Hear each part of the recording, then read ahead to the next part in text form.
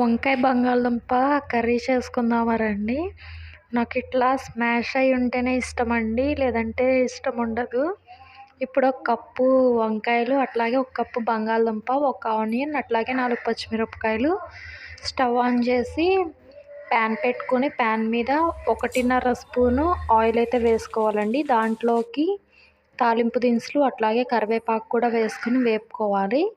అవి వేగిన తర్వాత ఇప్పుడు దాంట్లోకి మనం కట్ చేసి పెట్టుకున్నటువంటి ఆనియన్ అట్లాగే చిల్లీస్ కూడా వేసుకోవాలి. వేసి బాగా వేపుకోవాలండి. అవి వేగిన తర్వాత ఇప్పుడు బంగాళదుంప అట్లాగే వంకాయలు ముక్కలు కూడా వేసుకుని ఒకసారి తిప్పుకోండి. తర్వాత 2 టేబుల్ స్పూను సాల్ట్ అయితే వేసుకోవాలండి. 2 టేబుల్ స్పూన్ వేసి ఒకసారి కలిపేసి మూత పెట్టి ఉడికించుకోవాలి. మధ్య మధ్యలో తిప్పుతూ ఉండండి, లేదంటే అడుగు అంటేస్తుంది. చూసారా, ఒకసారి తిప్పేసుకుని మూత పెట్టి ఉడికించుకోవాలి.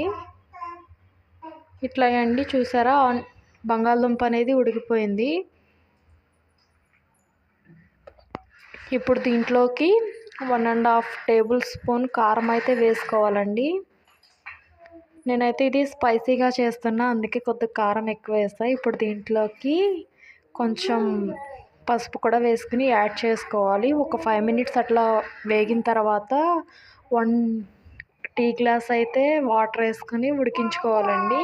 చూసారా, ఇట్లా ఆవిర్లు పొంగుతూ ఉండాలి. ఇట్లా ఉన్నప్పుడు మనం మధ్య మధ్యలో తిప్పుతూ ఉండాలండి. ఇప్పుడు తిప్పేటప్పుడే నేను ఇక్కడ బంగాళదుంపలు అనేవి స్మాష్ చేసేసుకున్నాను, అందుకే అవి అట్లా కనిపించింది. మీకు దుంపగా కావాలంటే మీరు అట్లాగే ఉంచుకోవచ్చు. ఇప్పుడు దీంట్లోకి సాల్ట్ అనేది చూసుకుని యాడ్ చేసుకోండి. మళ్ళీ నాకు తక్కువైంది, అందుకే నేను యాడ్ చేసా. ఇప్పుడు దీంట్లో గరం మసాలా కూడా వేసుకోండి. స్పైసీగా ఉంటది, బాగుంటది కర్రీ అనేది. చపాతీలోకి కానీ రోటీలోకి కానీ దేంట్లోకైనా బాగుంటది. ఒకసారి ఇట్లా ట్రై చేసి చూడండి, ఎట్లా వచ్చిందో నాకు కామెంట్ లో చెప్పండి, సరేనా? వీడియో కనుక మీకు నచ్చినట్లయితే పోతూ ఒక లైక్ అట్లాగే సబ్స్క్రైబ్ చేసుకుని వెళ్ళండి. వీడియోని చూసినందుకు థ్యాంక్స్ ఫర్ వాచింగ్.